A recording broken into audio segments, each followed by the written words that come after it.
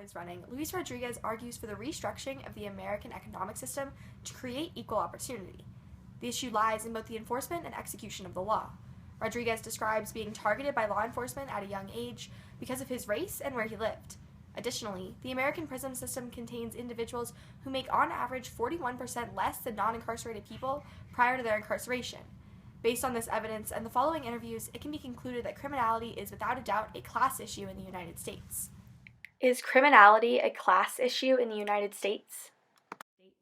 Yes, I think every single class is just trying to meet ends, whether it's just the basic necessities of food and water and shelter, or if it's something more extravagant, like your wants and the such. Everybody's trying to get there. However, with these upper classes, they can just buy these basic necessities. They can buy the things that they want.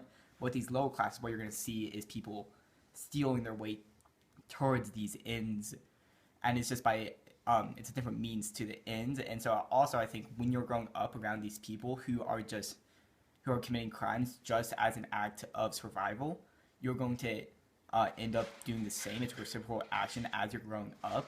What's going to end up happening as you're growing up is that you're just going to absorb all the actions around you, and you're going to repeat those actions when you're older.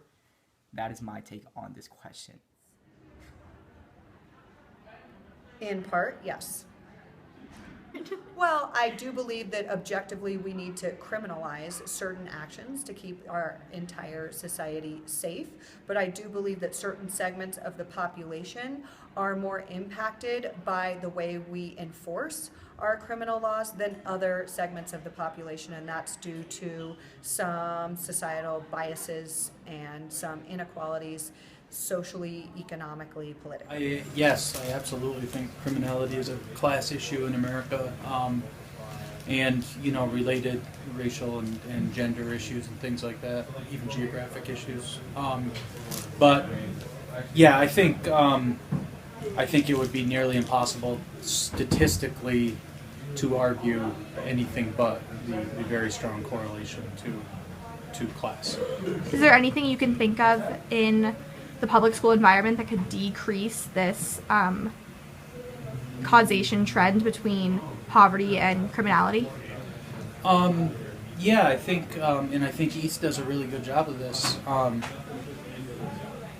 The awareness of alternative opportunities to, I guess, a life of crime, and I think schools are doing a better and better job of what we call the opportunity gap, of giving all students the opportunity to make the most of their potential. So I think we have a long way to go, but I think we're at least having that conversation and moving in that direction. I think that criminality is a class issue on certain levels. I think that the lower economic status that you are in can create issues of trying to keep up, and sometimes it's just survival. I also think that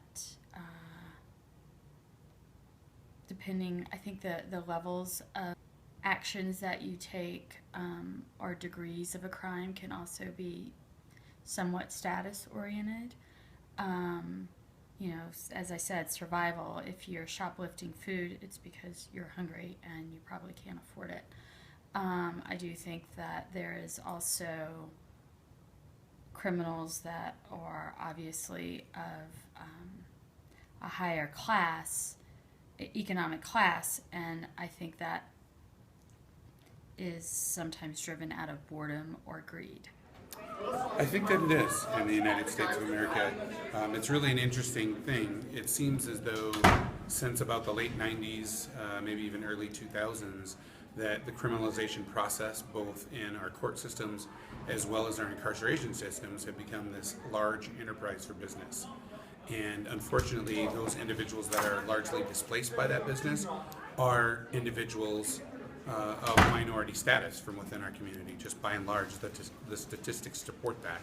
And so yes, I would have to agree that it has become just that. Do you think that there's anything in the public school system that causes or lessens the effect of poverty on criminality? Boy, I think in our system, in our school systems, one of the one of the easiest ways to lessen that burden might be to make sure that you have compassionate, loving, and caring teachers to connect with students when they're young. Our system of incarceration does begin in our school systems, middle school and high school systems. And if we can find a way to enculturate our students out of that environment. Yes, of course. Duh. Because, I mean, a lot of things are a class issue, I guess. I don't know. I think the criminality is more heavily imposed on, like, people of color, obviously, queer people, men.